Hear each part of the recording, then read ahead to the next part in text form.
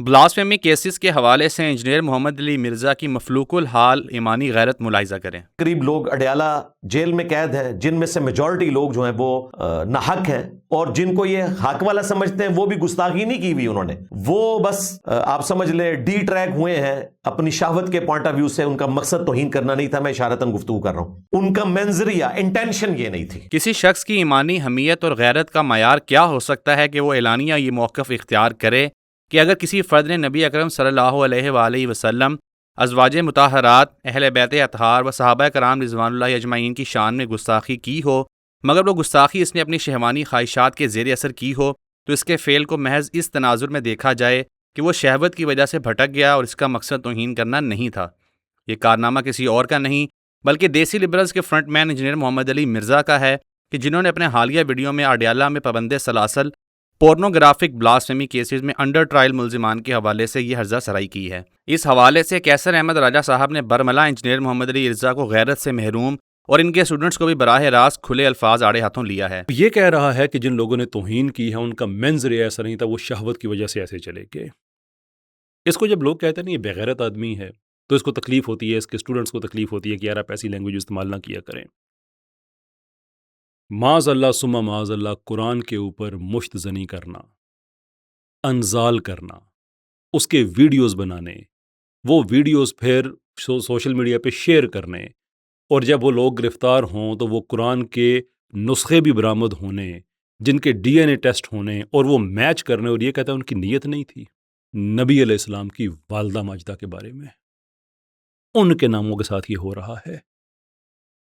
نبی علیہ السلام کی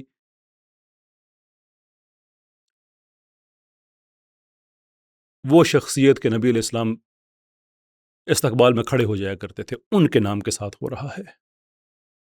انجینئر گھر جا کے نا اپنی بیٹی کو دیکھنا ذرا، مائنڈ نہ کرنا، میں تمہیں نہیں کہہ رہا، تمہاری بیٹی میری بیٹی ہے، تم سے جو ہے تمہارے گھر والوں کو اس سے کوئی لینا دینا نہیں ہے، لیکن میں بات میں تمہیں اس لیے بتا رہا ہوں کہ تمہارے بچے، تمہارے خاندان والے، تمہارے ماں باپ کو تمہاری طرف دیکھیں تو وہ تھوکیں تمہارے چہرے پہ کہ بے غیرت آدمی، اس حد تک چلے گئے ہو تم کہ نبی کی بیٹی، نبی کی ماں جن لوگوں کی اس جسارت کے بیونڈ نہیں رہی بلکہ یہاں تک ان کا پہنچا، تم نے کہہ رہے ہو کہ یا یہ معصوم تھے یا نیتاً کچھ نہیں کیا، بس شہوت میں ایسا ہو گیا تھا کہ میں نے ایڈ دیکھا، مجھے صحیح نہیں لگا، میں بولا، آپ بولے اور فرق پڑا۔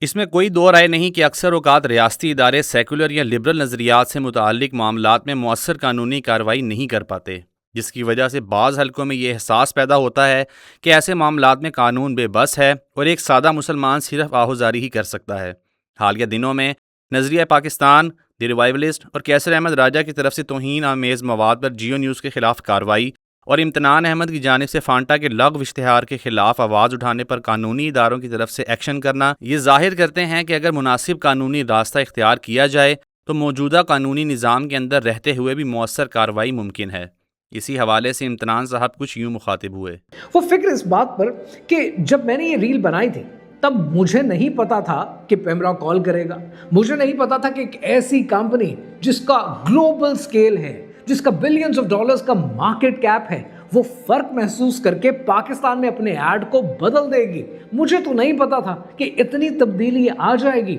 مجھے صرف یہ پتا تھا کہ میں نے ایڈ دیکھا، مجھے صحیح نہیں لگا، میں بولا، آپ بولے اور فرق پڑا۔ ذرا ایک منٹ کے لیے سوچیں، ہم اپنی زندگی میں جگہ جگہ پر کتنی ناانصافی ہوتے ہوئے دیکھتے ہیں، کتنا کچھ غلط دیکھتے ہیں، لیکن صرف اس لیے نہیں بولتے کہ ہمارے بولنے سے کون سا کوئی سنے گا، ہمارے بولنے سے کون سی کوئی تبدیلی آئے گی، یا ہمارے بولنے سے کون سا کوئی فرق پڑے گا۔ آج اس ایڈ کو لے کر پاکستان میں پریسیڈنٹ سیٹ ہو رہی ہے، اور یہ پریسیڈنٹ، اس کا فائدہ آپ کو ہوگا۔ محسوس کرنا بند مت کریں، قدم اٹھانا بند مت کریں، بولنا بند مت کریں، کیونکہ آپ کے بولنے سے فرق پڑے گا۔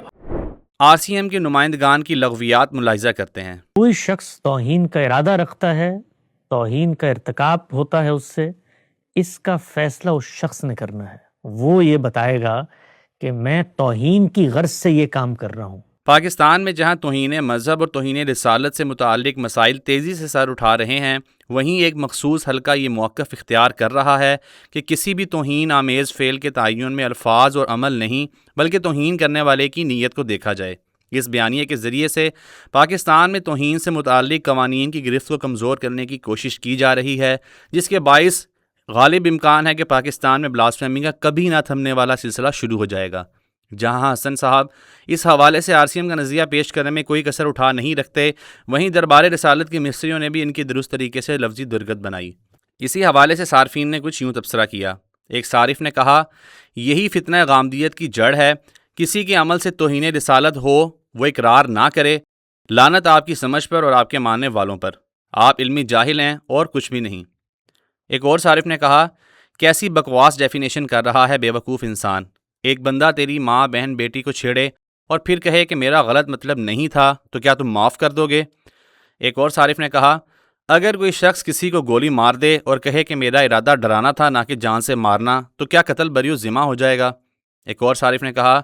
جس بندے نے کسی عورت کے ساتھ عمل زنا کیا ہو پھر اس بندے سے پوچھیں گے کہ کیا تمہاری نیت زنا کی تھی یا نہیں؟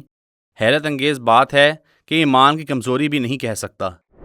آئیے اسکاٹ لینڈ پر مسجد پر ہونے والے حملے اور اس میں شہید ہونے والے مسلمانوں پر دیسی سیکولرز کی جانب سے اٹھائی گئی آواز ملاحظہ کرتے ہیں، جو کہ انہوں نے انسانی حقوق، ہمدردی اور آزادی کی خاطر مسلمانوں کے حق میں اٹھائی ہے۔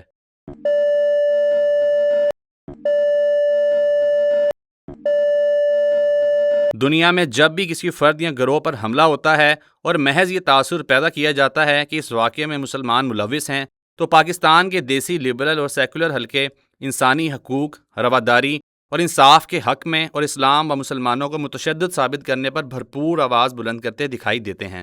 تاہم جب دنیا کے مختلف خطوں میں مسلمان خود جانی حملوں، امتیازی سلوک یا قتل و غارت کا نشانہ بنتے ہیں تو یہی دیسی سیکولرز مجرمانہ خاموشی اختیار کر لیتے ہیں۔ حال ہی میں اسکاٹ لینڈ میں مسجد میں ہوئے حملے کے حوالے سے عدنان رشید صاحب نے کچھ یوں تبصرہ کیا۔ جہاں تک دیسی لبرلز کا تعلق ہے، ان کا معاملہ بڑا عجیب سا ہے۔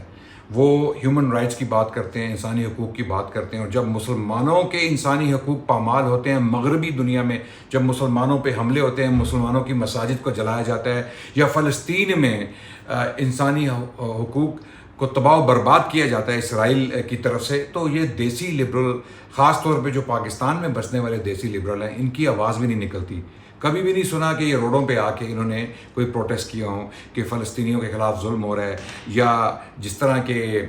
بچیوں کو